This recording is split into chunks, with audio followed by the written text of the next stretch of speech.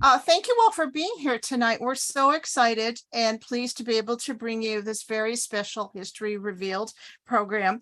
I'm Robin Priestley with the Ramsey County Historical Society, and I want to thank the Eastside Freedom Library and the Roseville Library for their support and partnership for the History Revealed series, which is going on for a number of years now. Before I do more of an introduction, I'm going to turn it over to Peter Ratcliffe from the Eastside Freedom Library to say a couple words, including what's coming up next week. Thank you, Robin. And I guess as those of us who care about history realize that the more history that we reveal, the more we discover we still don't know. So I don't think we're ever going to run out of topics. So I'm welcoming you on behalf of the Eastside Freedom Library, which is now 2 months into our 8th year. Our mission is to inspire solidarity, work for justice, and advocate for equity for all. And one of our major means to do that is to promote what we call a conversation between the past and the present. And so I'm interested to see tonight how learning about the life and experiences of Lillie Belle Gibbs will generate some questions for us to think about for the world that we live in today. Next week, a week from tonight, we will be hearing from Jacob Jurs, who has a PhD from the University of Michigan and will be teaching this coming academic year at Macalester College. Jake's scholarly work looks at interactions between Anishinaabe and Dakota people. And he's put together a presentation which I think is very intentionally designed as a conversation between the past and the present, challenging us to think about how we can go beyond land acknowledgements to promote justice and bring the stories of Indigenous people into the center of our awareness. So that will be a week from tonight, again via Zoom. And you can register either through the Eastside Freedom Library webpage calendar of events or through the Ramsey County Historical Society website. So I want to thank Terry and Peggy for putting together a great book and for sharing their process and product with us tonight. And I'll turn things back to Robin. Great. Thank you, Peter. Yes, please join us next week for Dr. Jurs. And there's a lot more History Revealed programs coming up. So again, check both of our websites for those programs. I want to thank all of our members and supporters who are here tonight. If you're not a member or supporter, please consider joining the Ramsey County Historical Society. We rely on the support of members and friends like you to continue to present these programs and all of our efforts, including those at Gibbs Farm. And there's some great benefits to joining. Our editor will be joining us tonight, and she puts out and helps publish books like this, as well as our quarterly magazine, which has won a number of awards. And that is a benefit of joining. And there's a lot more benefits. You can find more on our website, which is www.rchs.com. I also want to thank Peter for all these years of sponsorship and the Roseville Library from the Ramsey County Library System. We love having the partnership together with all these wonderful organizations. So as a reminder, if you can keep your microphones and videos turned off for the time being, please put your questions and comments in the chat, and we'll take care of reading those out for Terry and Peggy to answer. And after the program, we'll turn off the recording and we can all share together, and you'll be able to turn on your microphones and cameras. So we do have a statement that acknowledges the sacred Dakota land. Minnesota Mekoche, the land where the waters are so clear they reflect the clouds, is the ancestral and contemporary homeland of the Dakota people. It is also home to the Anishinaabe and other Indigenous peoples. The Ramsey County Historical Society acknowledges that its sites are located on and benefit from these sacred Dakota lands. Ramsey County Historical Society is committed to preserving our past, informing our present, and inspiring our future. Part of doing so is acknowledging the painful history and current challenges facing the Dakota people, just as we celebrate the contributions of Dakota and other Indigenous peoples. You can find our full land acknowledgement statement on our website. Again, that's www.rchs.com, which includes actionable ways in which Ramsey County Historical Society pledges to honor the Dakota and other Indigenous peoples of Minnesota, Mekoche. So, as Peter mentioned, we have more history than we can possibly cover. But this year, 2022, we are presenting the stories and histories that may have been overlooked or forgotten. And so these programs are focused on making Minnesota, which will explore those untold stories, histories, and experiences, some of the worldwide immigrant, African-American, and Indigenous communities that make up our most diverse county. And so tonight we have a very special program with Terry Swanson and Peggy Stern, and I'm going to turn it over to Meredith Cummings, our editor, to introduce them. Thank you, Meredith.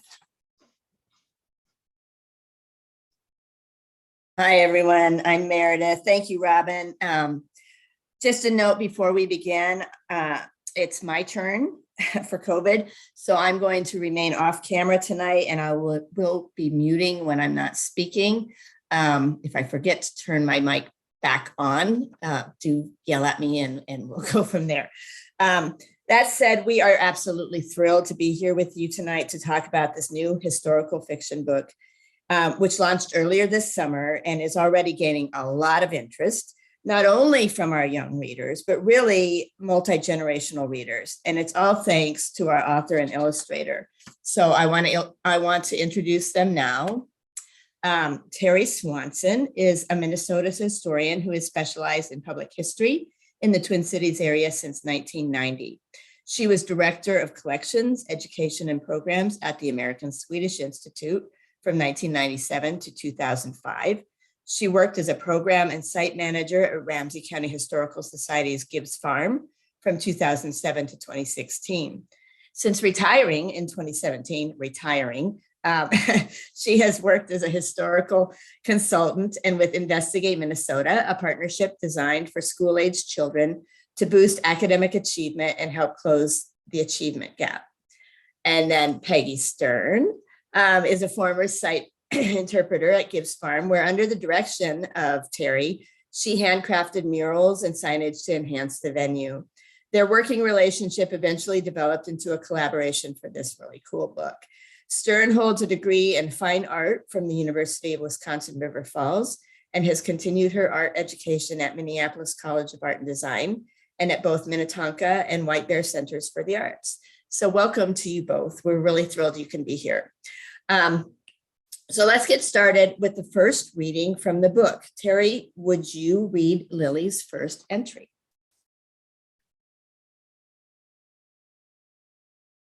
And you'll need to turn your mic on, Terry. Here we go. Can you hear me now? Can you hear me? Yes. All right. Yes. Okay, so this is the opening entry of the book. It's dated Monday, December 25th, 1876. My name is Lillie Belle Gibbs. I was born on Christmas Day in 1865, 11 years ago today. My parents think I am now mature enough to keep a journal, so they gave me one as a gift. Father says I should record each day's activities faithfully. Mother says I should note my feelings about all that happens. Writing something every day seems a daunting task, one to which I am not completely committed, but I will try my best. When I asked Father why I would keep a journal, he said for posterity. I had not learned the word in school, so I looked it up in our big dictionary.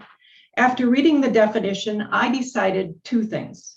First, because I love to draw, I will illustrate this journal, which will help me tell the story of my year when words fail. Second, for posterity, I will get started recording my days in earnest tomorrow. For now, I must help Mother in the kitchen. Even on my birthday and Christmas, there are chores. Nice. I love that. So for posterity, why don't you tell us a little bit about who was Lillie Belle? Okay, well, Lillie Belle Gibbs was the youngest child actually, of Jane and Heman Gibbs. Jane and Heman Gibbs came to this area right after Minnesota became a new territory in 1849. They bought 160 acres.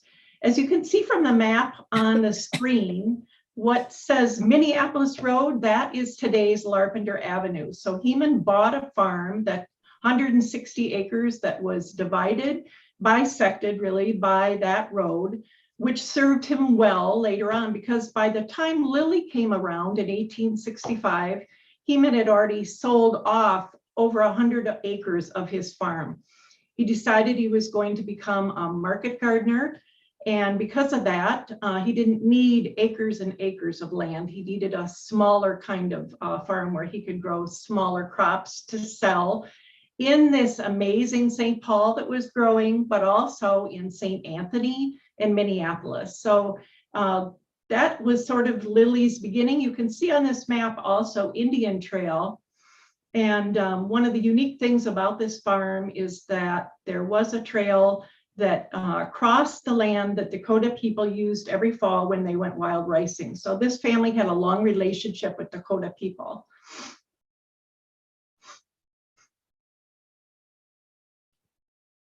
All right, thanks. To tell us a little more about her, could you read the two entries from January 1st and 2nd from the book?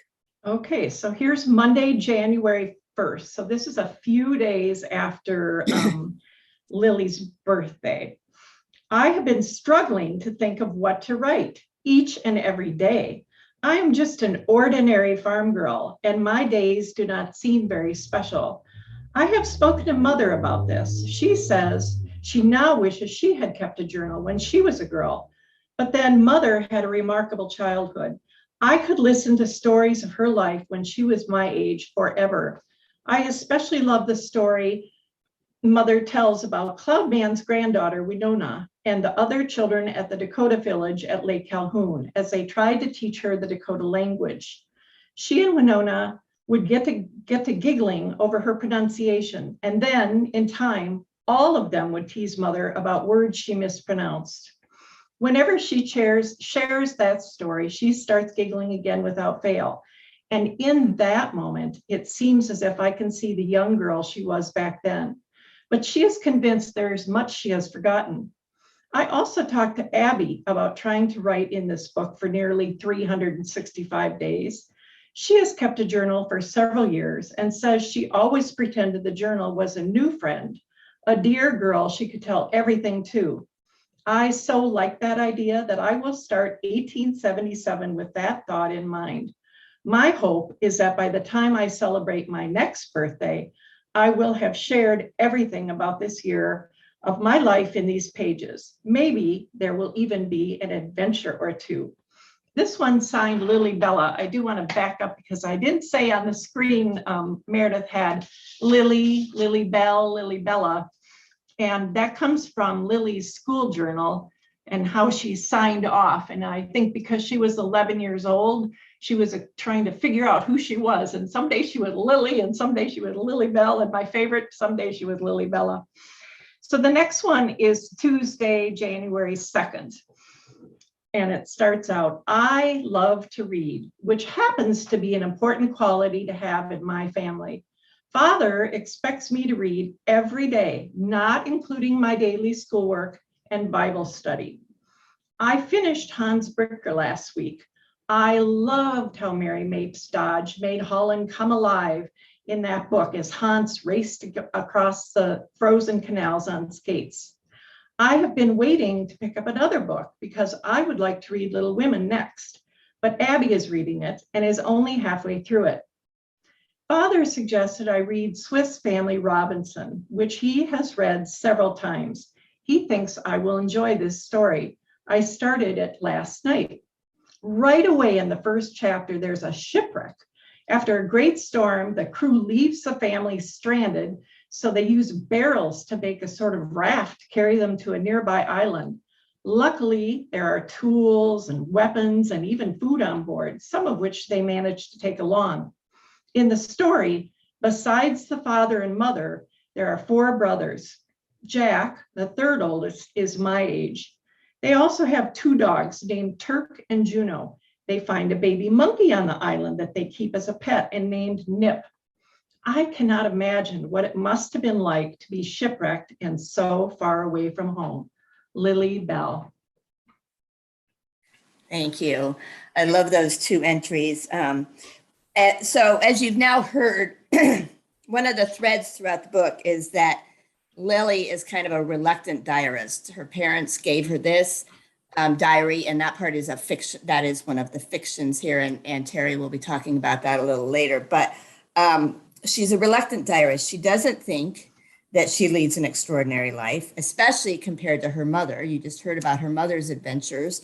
Terry, can you explain a little more about the mother's adventures as a child, and how, as Lillie begins her diary, she starts by sharing more adventures from books because she doesn't believe that living on the farm provides any adventure at all. So that's kind of the conundrum she's in. She's in awe of her mother and thinks, well, what adventure do I have? So could you explain that a little bit more? Right. And I just want to say an aside here, because one of the things over the course of this that I've come to think about is when I was at Gibbs, I used to say to kids all the time, was Jane an extraordinary woman or girl, depending on what part of her life you were looking at, who lived an ordinary life, or an ordinary girl or woman who lived an extraordinary life? And in a way, I kind of feel the same way about Lillie too. And hopefully I'll have a chance to talk more about that. Jane Gibbs, which actually she was born Jane DeBow, was born in New York in 1827. She was the youngest for a long time in her family until her mother had the last baby. And after that, her mother fell and was injured and subsequently passed away. As that process was happening, another family came through Batavia, New York, where Jane lived, and that was Jedediah Stevens, who was missionary, and his wife Julia, who was from Batavia originally. And they decided jointly, along with the family, that they would bring Lillie west with them. And so Lillie came west and all the way to Fort Snelling. Now, when we say Fort Snelling today, most of us just think of the fort, but that treaty that was signed with Dakota people back in 1805 was a large tract of land. And there was a village at what was then called Lake Calhoun, which is today Bede-Makaska, where Jane spent time. She lived at Lake Harriet, spent 5 years of her life from 1835 to 1839. She learned the Dakota language. She became friends with the Dakota people, especially the women of the village. She knew Cloud Man. And those stories were stories that the entire family was raised on. And it is a remarkable story, to be sure. It feels to me always like that story is one that Lillie grasped onto more than the other children. And when she grew up, she wrote a book, a pamphlet really, called Little Bird That Was Caught, which is what Dakota people called Jane when they discovered her story and how she had come out here without her family, without her parents. And that little pamphlet has led to a lot of how we interpret things at the Gibbs farm. So it's kind of like I said, Jane and Lillie, both ordinary and extraordinary.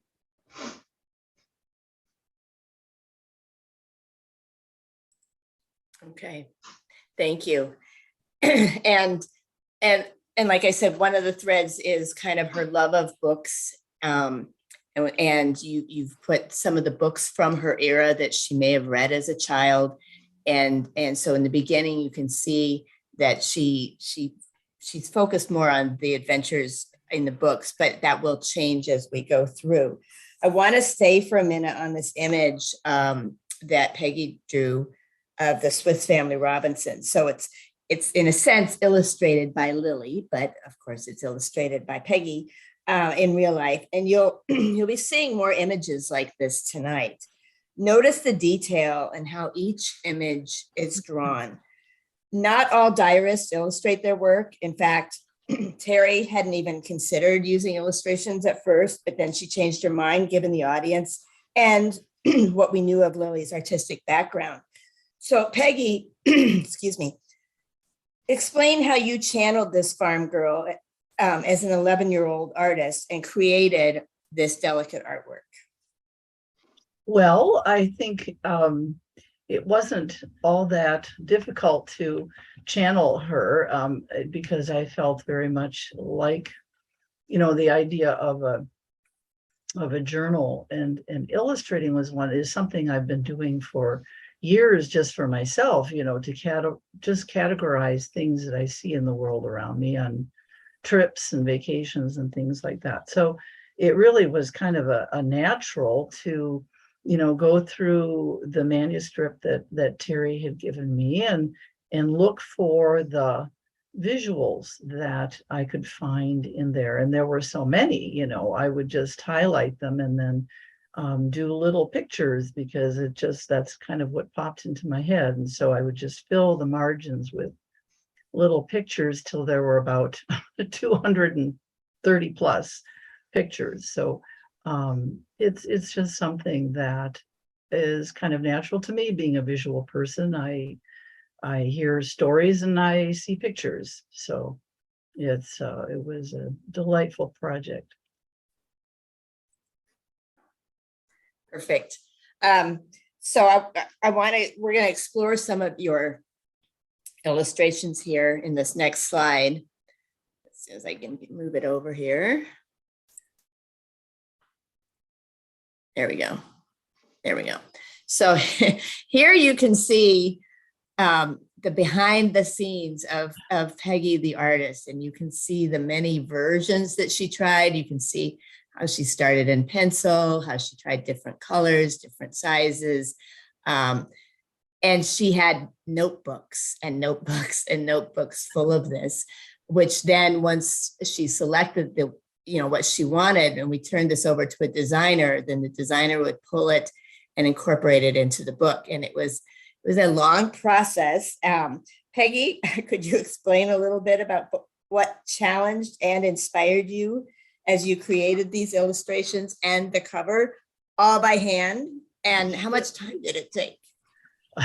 Well, it was a process over about 5 years, and it was, I think the inspiration obviously came from the collaboration of the book. And, since Terry and I had both worked at Gibbs Museum, we both had the love and passion for this story. And so it just seemed like a natural. I was very honored that she asked me to do this. And so that was the inspiration really is I think it's important to record this history, and what an amazing opportunity that, Terry was willing to do all the research and bring this idea to life. So, I think, as you see, looking at these reminds me of all the work. Just look at these pictures, because it was like, I would do picture after picture after picture, and they would, if it wasn't quite right, then I would take what I thought was okay and then try it again and try it again and try it again. It was sort of an evolutionary process. Like in this one, for instance, you can see the big blot right there. Terry is sitting at her desk. I tried putting her at her desk, and I think I was putting her dog in there. I think up, there were just different elements I was trying out. And then the final one of her and me, I tried to make it her with her, like try to see the things that are symbolic of what she did, the desk that she had. She stands at her desk, I stand at my easel. I tried to make it so that it was and the light, things that were synonymous that blended, that made sense. So yeah, I just took inspiration from the story, really, and her word pictures gave life to my imagination. You want to talk a little bit about the cover? The cover. Well, the cover, again, was another evolutionary process. And you can see the 3 different ones here. We tried out many different things. And there were some even before we had the title. The title was a process too. And there were many attempts at trying to figure out what would be the best title. And I wanted something that represented the book and represented Lillie and, made that strong statement. And so there were, I think the first few, I kind of thought quilt, because quilt sort of speaks of, Terry had written stories about Lillie sewing quilts and things. And so I tried kind of a quilt design, and then it kind of morphed. You can sort of see in the middle there with the purple border. That was an attempt at kind of a quilt design. And then I was just doing some research on quilts and came across crazy quilts. And I thought, well, this would be kind of an interesting idea, something fun. And crazy quilts were they were developed around the Victorian era. So we felt that a crazy quilt idea would be kind of indicative of Lillie in her Victorian, she's moving from the from pre-Victorian into the Victorian era, and that might represent her, a crazy quilt. But then as I moved along with the designs, the crazy quilt became a little too crazy, and it was difficult to read, and we all kind of agreed that maybe we should tone it down a little bit. And what I kept from that crazy quilt were the stitches, because in the beauty of a crazy quilt, if you look closely and examine it, it's just full of very experimental, fun stitches. People were moving from the traditional quilt, and they were having fun with these sewing projects, and they were coming up with very inventive stitching. So I just kind of tried to use that. I thought maybe, keep the stitching, and that represents Lillie as a girl who spent time sewing, and we can imagine. And so that did many, again, an evolutionary process, experimenting with the lettering and placement and so forth. And finally, we ended up choosing one after probably about, I don't know how many I did, 15, 20, hand done. A lot. And I should share, Peggy doesn't just do sketches. She makes each example perfect. And we kept saying, just do a sketch so we can get an idea. But she would do these beautiful attempts, that took hours and hours and hours. And then we'd vote against one and go on to the next one. So we really appreciate all of your time and talent that you put into that, Peggy. Thank you. It was a labor of love. I mean, it's work, but it's work that was certainly rewarding. Yes. Now Peggy had touched on the title, so I want to go to that. I want to touch on that for a minute. Switch slides here. So, Grasshoppers in My Bed. Typically, when working on a book, every manuscript has a working title. And ours from the beginning was Lillie Belle Gibbs, Minnesota Farm Girl, 1877. But we knew we needed pop, we needed pizzazz, we needed something. more. So Terry, can you explain how during the editorial process we came up with this title and what its significance is to the history of the time? And then also go back and read the entry from April 26th, if you don't mind. Well, we did, as you said, we talked and talked and talked about different things that we would call the book. And actually, my title always in my head was the Lillie Project. That's what I called it from the very beginning. And then, we couldn't never quite get to the right thing. And so it sort of sat there for a while. We just decided, let's let it.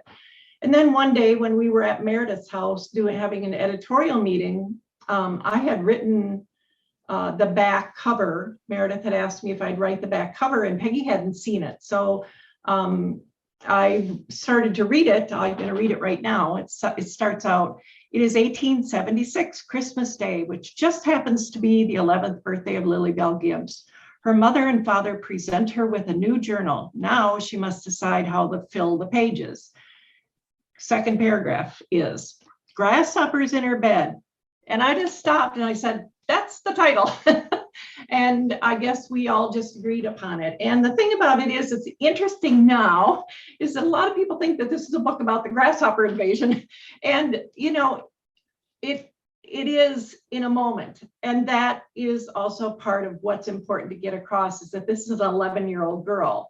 And it was an important part of her life, but she also had a life full of other things. So it was that one moment. I do think, however, it's really important writing a work of historical fiction to ground your characters in events of the time, not just in events of their own story. And the grasshopper invasion was a really important part of Minnesota history for 7 years, not just Minnesota, the entire upper Midwest. So I'm going to read, actually, I'm just going to read part of this, Meredith, because it's pretty long, but you'll see why I'm going to stop where I am.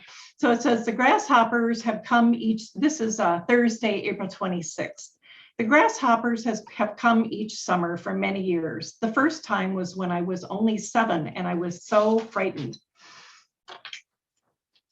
Mother and I were in the front room ironing. It had been a lovely June morning, bright and sunny. Suddenly, the sky turned black as night, as if a terrible storm was headed our way. As the cloud got closer, we began to hear a roar, and in a matter of minutes, it sounded like hail hitting the house, but it was grasshoppers. Father says they are Rocky Mountain locusts, but everyone around here just calls them grasshoppers. It seems I find them everywhere in the house. It is still shocking to pull back my bedclothes and find grasshoppers in my bed. And so that is why we chose that title, kind of a spontaneous moment, but it is very much a bigger story within Lillie's day-to-day life.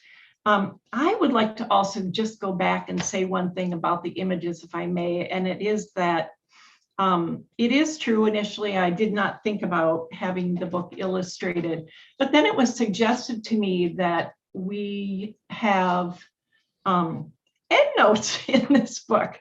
And this book is written as a historical fiction for children, mainly. I do agree with Meredith. It does seem like a lot of adults are really enjoying this book, but it just seemed like endnotes. I mean, I take college courses every single semester at the University of Minnesota, and the students I'm going to school with don't read endnotes. I can't imagine that these 11-year-old, 8-year-old, 9-year-old kids are going to be reading endnotes. So the next step seemed like illustrations could be our endnotes. So I guess when you go through the book, that is a thing to think about. I think Peggy has just done such a superb job of using these illustrations to, I don't know, sort of punctuate the story in a way, if people might not know what something is, there's an amazing illustration of it to help them out.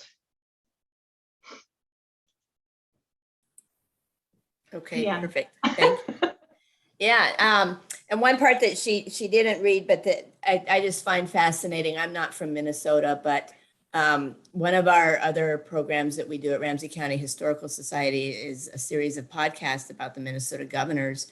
And there was a governor he was in office at this time in 1877 when Lillie was 11. And the country or the state was so desperate, and the fields had been decimated, everything had just been decimated. And so he actually that spring hosted a state day of prayer, which I find really interesting. And it's mentioned in the podcast and it's mentioned in this book as well. And then sure enough, they stopped. Although the reality was that there was a late freeze that season. So those eggs in the ground, that there were no more grasshoppers. But it's just fascinating how history comes together. Every page is a history lesson, and it's just fascinating. Right. And this particular entry, this Thursday, April 26th, was the day of prayer in 1877. Yes. And the other thing that I love about that is, Peter said about making a connection, how things of the past can be today.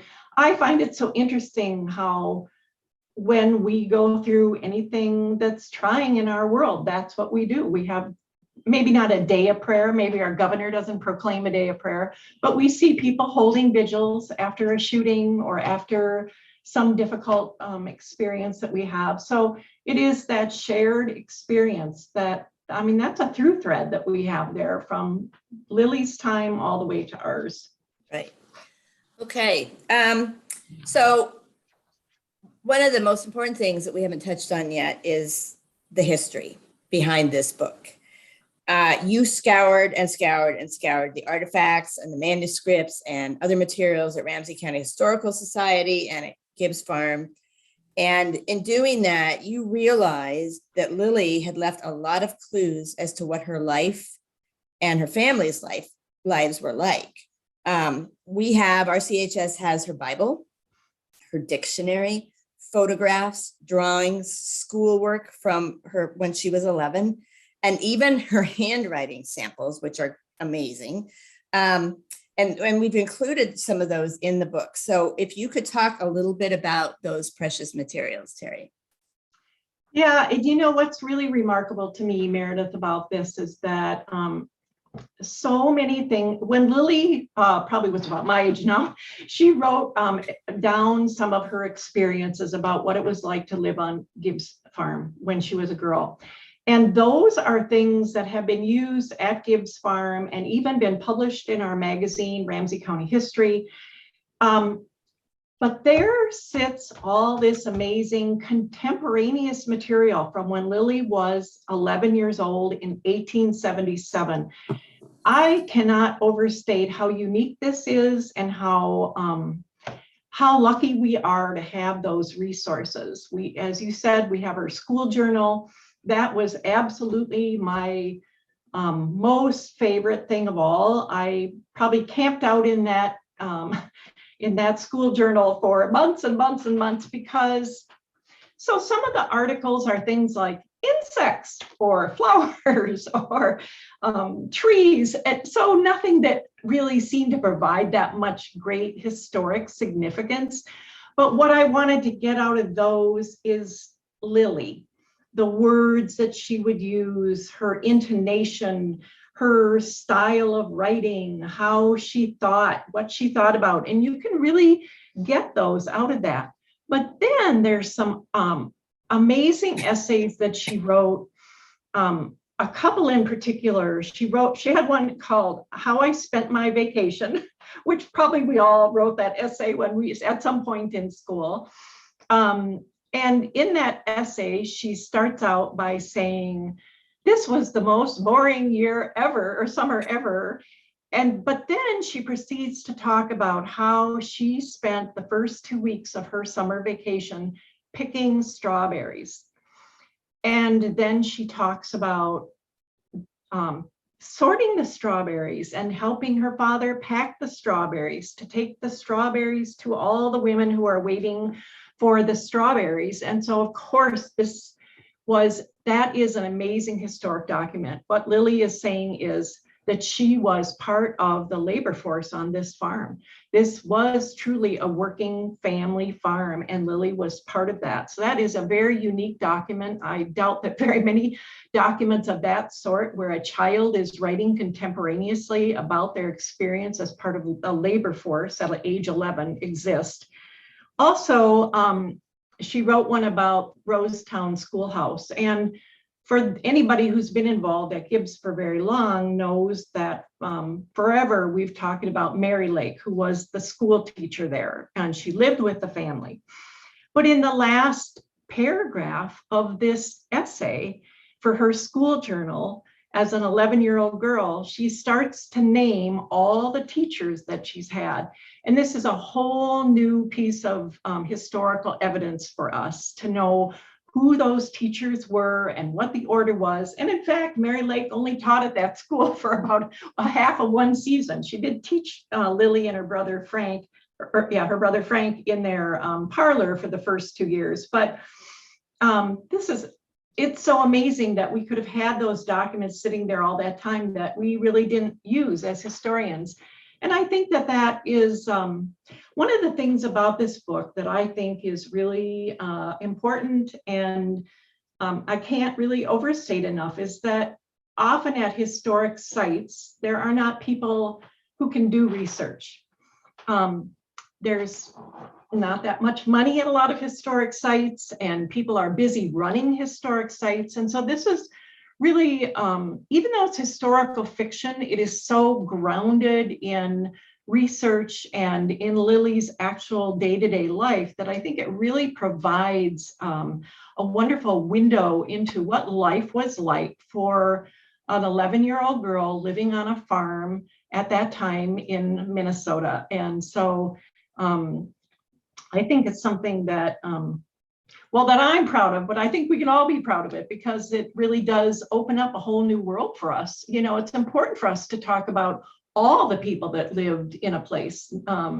So, you know, I'm really gratified that Ramsey County Historical Society had all of those records, and so many that dated right to that particular year. That is why we chose 1877, is because we have all those documents of that year. And could you touch on a couple historical events? For example, this is a great timing for the state fair. Could you touch on that a little bit? She did. She also has an essay about the state fair. Let's see. I'll see if I can. Did you want me to read that? It's kind of a long one. Yeah, if you don't mind, I think it's on page. Yeah, I've got it. Yeah. You got it? Okay. Okay, so this is Saturday, September 8th. We went to Minneapolis for the state fair today. For a few years now, there has been kind of competition between St. Paul and Minneapolis over which city would host the fair. This year, Mr. Bill King of Minneapolis won out.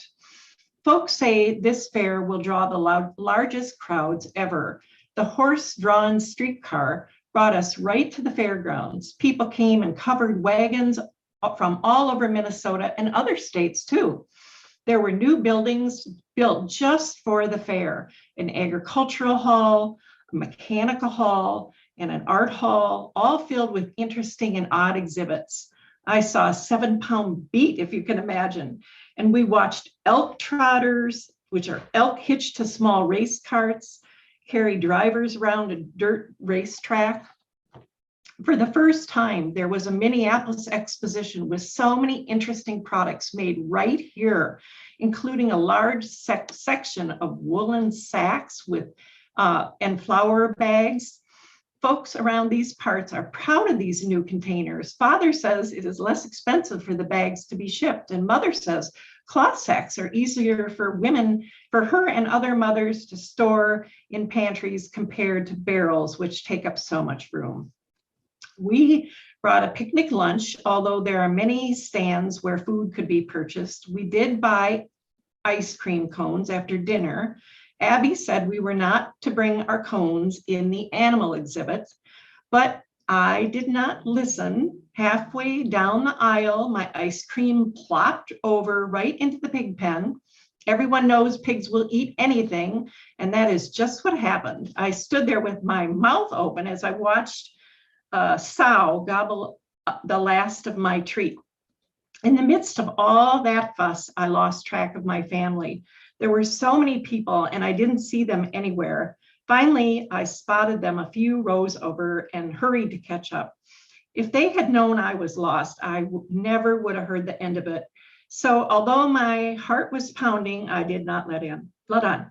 I have been to the fair before, but honestly, this was the biggest and best, even if it was in Minneapolis. We saw a large fountain with fish swimming around in the water. Upstairs in one hall, there was a churn that could make butter in 10 minutes, which I think is fantastical. I do not think that's a word, but I like the sound of it. So it is for now, as far as I'm concerned.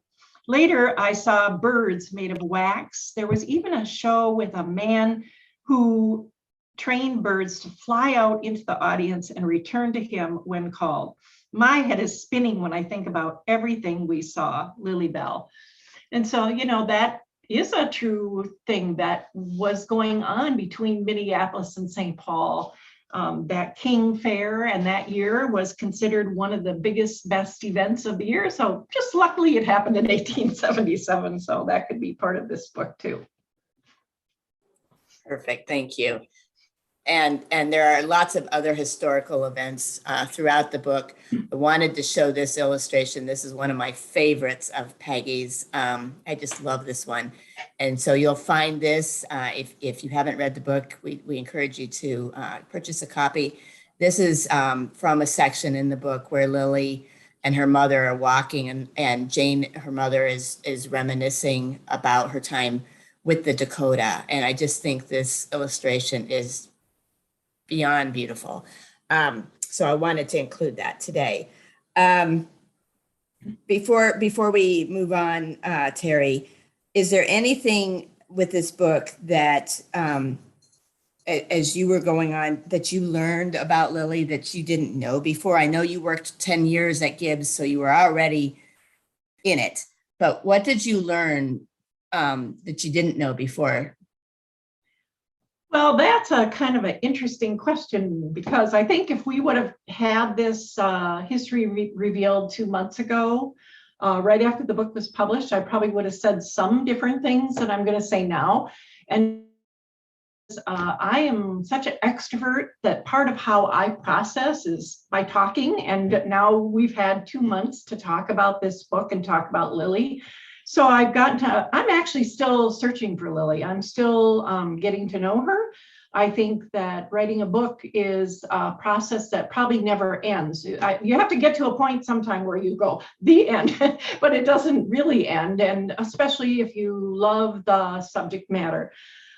I think from a historian standpoint, though, what I did learn the most is about how working at that site for all those years, I never really, and I had looked at all the documents in the Ramsey County Historical Society Research Center, which I would give an amazing plug for anybody who has a chance to use that site or that historic venue there to do research. It's really top notch. But I never really stopped to think until I was writing this book how much of what we say at Gibbs Farm really is based on Lillie and the documents that she left. And part of it is because Lillie is the one that wrote things down.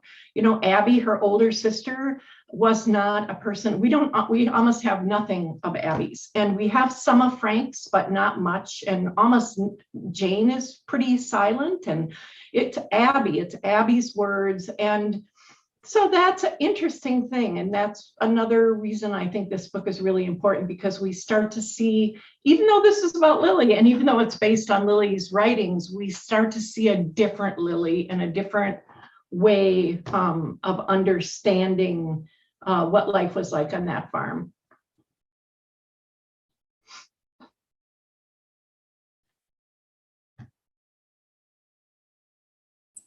Hello? Okay, thank you. So now we're going to switch a little bit to Peggy. and this beautiful penmanship that we have samples of Lily's writing, and Peggy really studied that. Peggy, Terry, you just had a lot of discussions about the use of cursive in the illustrations, because most children today don't learn handwriting in school. And you both were concerned that your audience would not be able to read the words. Still, all of Lily's documentation was in longhand. Can you talk a little bit about that, if you want to read a little bit from the excerpt from May 11th, or just talk about it and explain why penmanship references were ultimately included here? Well, I think this harkens back to, what is historical.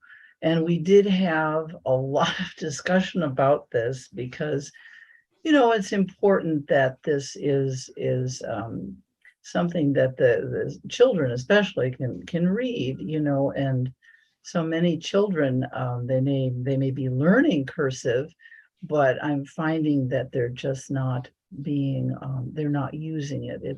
They revert back to the printing style, which on a personal note, I feel is rather sad, because I have always, as a person who's always enjoyed the tactile, the effect of cursive, it has a wonderful motion, and I find it very expressive. And so I guess I've always, I just felt it was very important to show it in the illustrations. Of course, in the body of the text, you wouldn't have wanted to use it because, of course, it would be hard to read. But to show it in the artwork, considering it as artwork. And here you see the flowers, the meaning of the flowers, and so it shows how beautiful it is, and it's historical. It is the kind of writing that children of Lily's age were learning. And so I just felt it was very important to at least show some samples of it. I especially love this picture of the flowers and their meanings. I think that's a really special touch in the book. Peggy, do you have a favorite passage in the book that you'd like to share with the audience? Well, that is difficult because there are very many. There's quite a few that I really do enjoy. But being pressed to choose something, I guess I would choose on June 12th. Tuesday, June 12th was this entry is based on a true story of a birthday party for Mrs. Hendrickson. It says, today was the big day. Mrs. Hendrickson's birthday party was well attended, to be sure. I would venture a guess that we had 120 people there. Frank and the Hendrickson boys set up a dozen tables with straw bales for seating, and all the tables were full. Children ran everywhere and took turns on the swing hanging from their old oak tree, which, as you can see in this picture, is what I chose to illustrate. Some folks were playing croquet, and several men pitched horseshoes. The food tables were loaded with pickles, breads, butter, meats piled high, platters of cheese, hard-cooked eggs, warmed asparagus, and of course, many desserts besides Abby's famous pies. Nobody went hungry. There's some choice things here, I think, that make this one something I really do enjoy, because for one thing, I think very often we think of people in the past as almost black and white, like there isn't any color back then, or they're different than us or whatever. And I think Terry has done a really good job with the writing and making it, not only something of the past, but something that we can relate to, when we go to picnics and with our families and playing croquet. And I love how there are connections, even though this is a historical fiction, that there are things that relate to things that we do today, playing croquet, pitching horseshoes, and then I love all the references to food in this book, and describing that table with all the hard cooked eggs, warm asparagus. I mean, I read these food entries and it's just like, okay, now it's time for dinner. I'm going to cook something good. I mean, it whets your appetite. It's beautifully written in that way. And then of course it says, but the best of all was the sound of laughter. And I think we can all relate to that. And I think that's what really shows I think there's a very heartwarming thread that runs through this whole book too, a very real experience that a young girl is feeling on a very tactile level. So I guess that's why I like that one. I like that one too. Mm-hmm. I like most all of them. They're all wonderful. Well, and, can I say a thing about this one too? Because as Peggy's talking, all of the things, I mean, not all, but many of the things in this one come out of research or come out of a personal story. So when we talk about the food and the bread and the pickles, so I worked with Karen Dosh off and on since the whole time I ever came to Gibbs Farm. Karen is the great, I can never quite get this right, but I believe it's right to say she's the great-great-granddaughter of Jane Gibbs. She's the great-granddaughter of Lillie Belle Gibbs. And she just used to pound in my head that at every meal they would have bread and they would have pickles. So you can look at many entries throughout this book and you will see bread and pickles. And that's an ode to Karen. I think it's really important to include those things that you learn, but also what Peggy said about the Hendricksons. They were best friends of Jane and Heman, and I did their whole genealogy so that I could be sure that I'm getting it right with Minna, Lily's best friend. And then I found this amazing write-up in the collection that we have of her great-granddaughter being interviewed, and her birthday happens to be on June 12th. So that's why it's the entry in this. And every year she would have this big birthday party. So, we just tried to take all the threads we could and make them come true in the book. Nice. Let's go back to the idea of the diary again. So we know that she did not leave a diary behind, and so that's why we've created one. But diaries there's a lot of reasons you chose that genre, but one is that diaries are good listeners. And besides writing about the good things that happen every day, it's easy to write privately about other things, like when you're worried or angry or annoyed with your siblings. So on that note, Terry, could you tell us about the Gibbs children briefly and their relationships and age differences and how you addressed sibling rivalry in the book? Yeah, and 11, that's an age when that starts to come about. And I felt it was really important to include that because it's a reality of life. Abby is the first natural born daughter of Jane and Heman Gibbs, and she's 10 years older than Lily. Ida was the actual first child, and she was adopted by the family when she was 2 years old.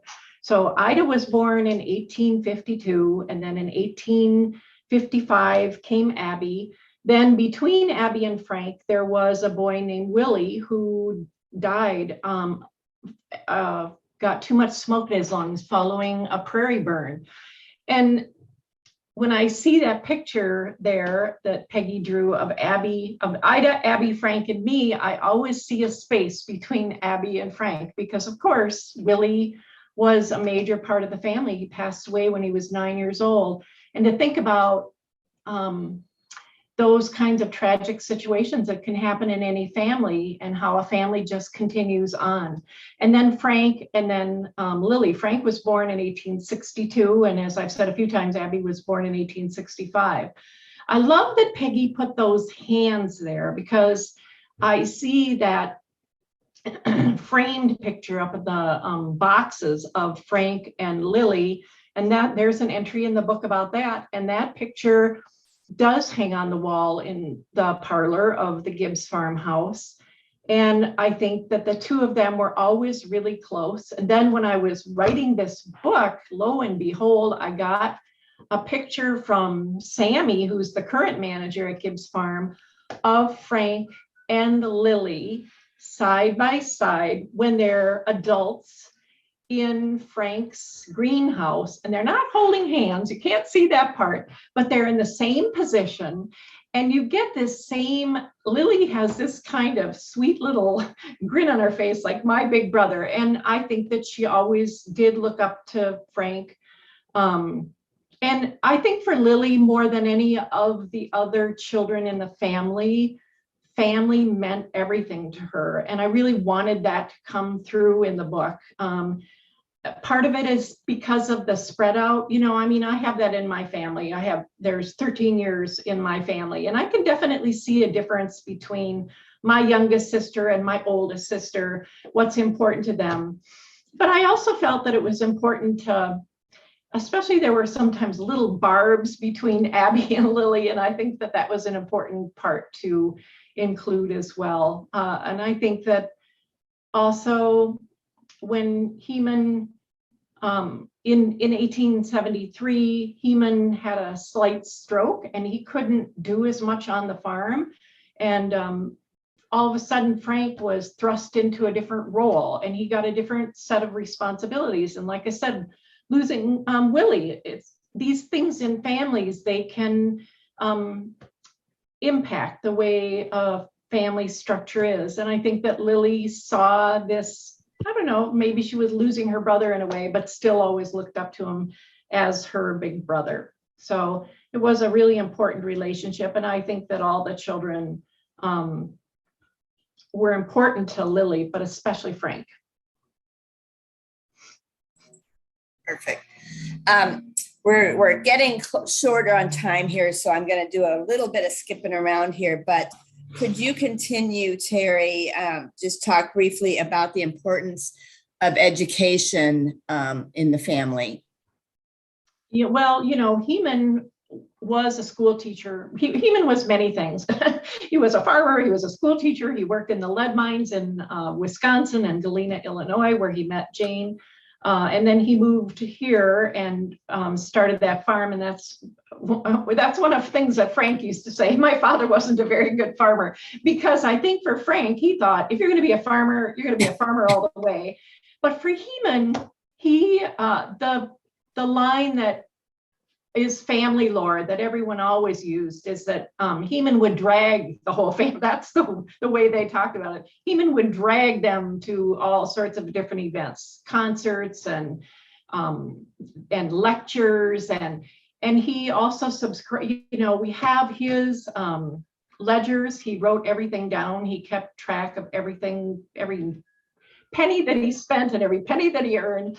And he did subscribe to newspapers, and he bought books for his children. And you know, one of my favorite books makes it into the book is a birthday gift for Frank.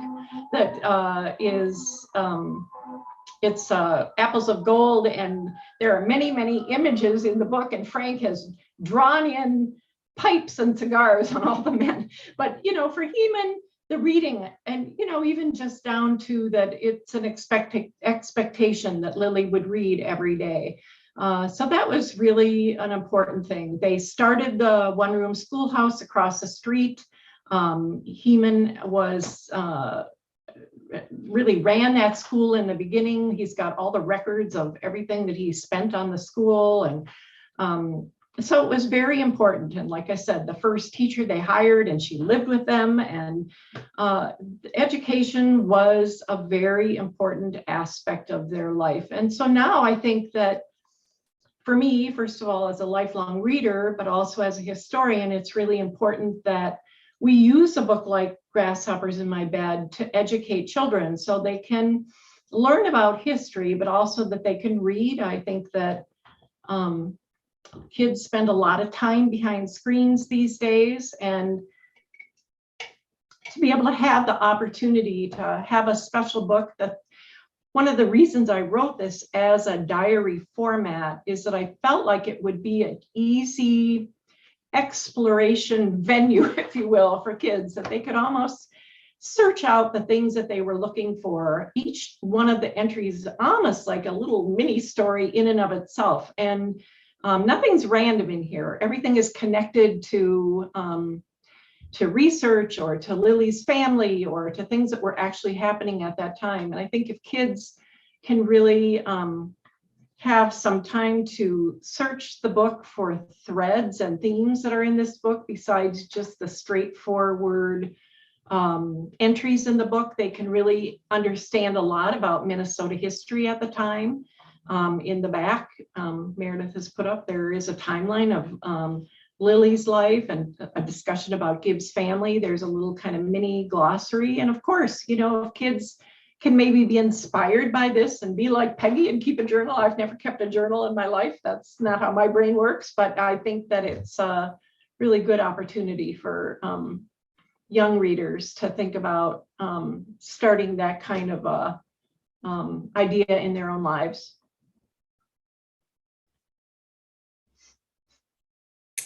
Thank you.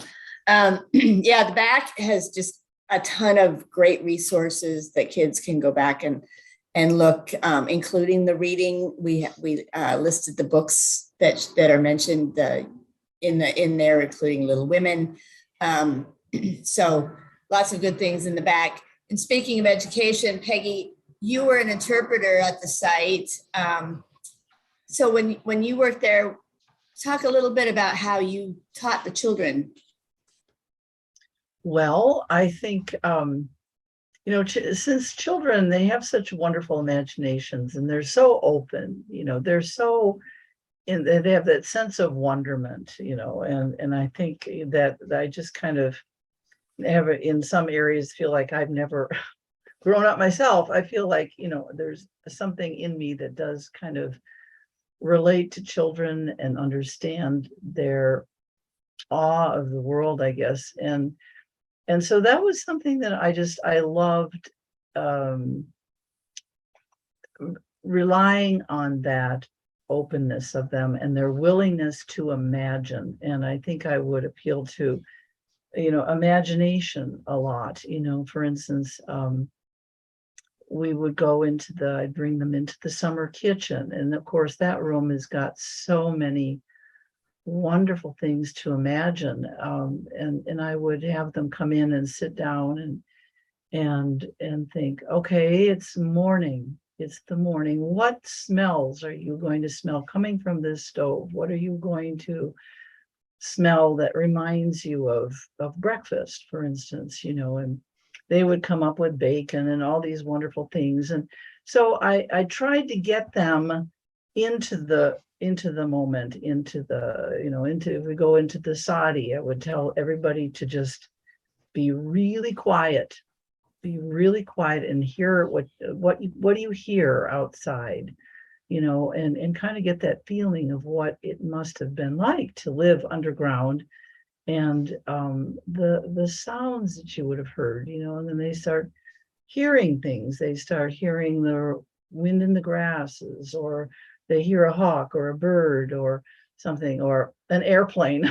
Some of them would say, I hear an airplane, you know. And but then that was a teaching tool too, you know, to basically say, well, you know, we have airplanes now, but see, that's something that they have an airplane then, you know, to make those comparisons between now and the past.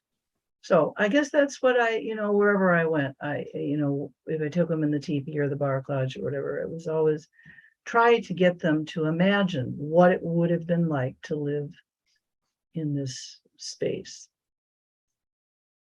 And you and Terry are still doing that as you promote your book. And I've put up a few events that are coming up in August and September. I've had the privilege to attend a couple of their events that they've done at Gibbs Farm. They've been doing 2 events a month on Friday afternoons. And they've got 2 more coming in August, where you can go at noon and spend 3 hours kind of exploring some things with them and some really creative teaching things. And I'll let them talk a little bit about that in a minute, because they'll give you more information than I can. And then also on this Saturday, if you've never been out to the Gideon and Agnes Pond House, they'll be doing a program out there on Saturday. And then they'll be doing a bigger event in September at the Apple Fest. Terry, do you want to just add a little more about this program that you've been doing on Fridays and kind of the teaching that both you and Peggy have been doing? Well, you know, at Gibbs Farm, there are thousands and thousands of children that come for field trips, and the field trips are pretty prescribed by the buses. Buses rule the world. And so, you know, usually it's a 2-hour field trip. And that means that kids are in a space for 15 minutes and then the school bell rings and everybody rotates. And this has just been such a joy to have a chance to spend time in other spots on the farm that we typically don't include in a tour because there just isn't time, but to have 3 whole hours. For instance, one of the questions I get all the time is, what kind of crops did Heman grow? Well, that's really interesting because Heman did grow crops. He grew crops for the farmer's market, but this is a double farm in a way because Jane also had a kitchen garden, and that is so interesting in doing this research. Now I find out that Lillie was part of both worlds, right? She's harvested those strawberries and later currants and helped with haying. So she's helping her dad in the running of that farm, but also helping her mother in harvesting foods out of the kitchen garden that would feed their family and feed the hired hands that were living there. So just so many different, I guess the biggest way to say it is just more in depth, and really it's been a great mix of ages, and get to hear what adults would have to say and what children would have to say, because most often when we're doing something like a field trip, it's almost all little kids and then the teachers and the chaperones. But this way it's been a lot of families. And so just a really great way to have the site come more alive from a young girl. Often that site gets talked about from Jane Gibbs' perspective, which is great, but Jane Gibbs is an adult and children are children. And so for them to get to hear what it was like for someone like them to live on a farm back then, you know, I'm of an age that I grew up having aunts and uncles where I could go visit their farm. And today, and in Lillie's time, over 50% of the people in America lived on a family farm. Today, it's fewer than 3%. So our kids really don't know much about where their food comes from. Peggy was talking about being in the summer kitchen. I just remember one time doing a tour with, and talking about churning butter, and some little boy raised his hand and said, well, I don't get it. Why don't you just go to the grocery store and buy the butter? Because that's the perspective that kids have today. Kids have very little understanding of what farm life was like.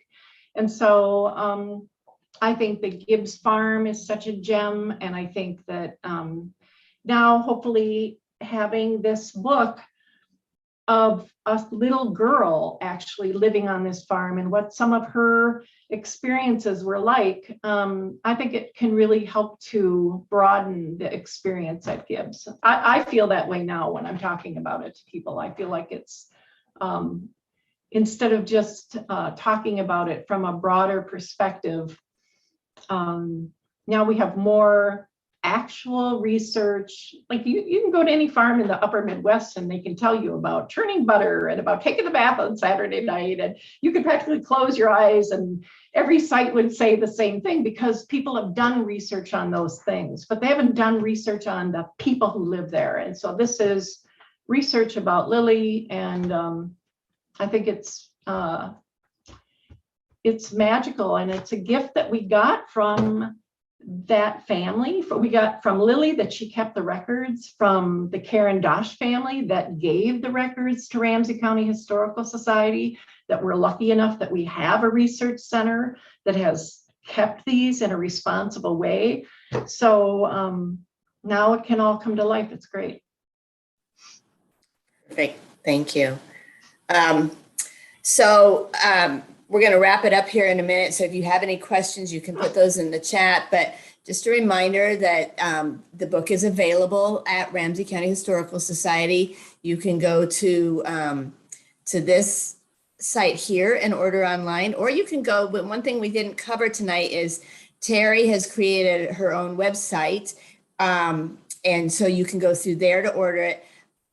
But I mean, the most important thing of the website, it's an adorable website. It's a lot of fun. And if you've got kids and grandkids, go out there onto that website, explore it. There's information there's learning opportunities, history, all kinds of fun things. And of course, it incorporates Peggy's lovely drawings.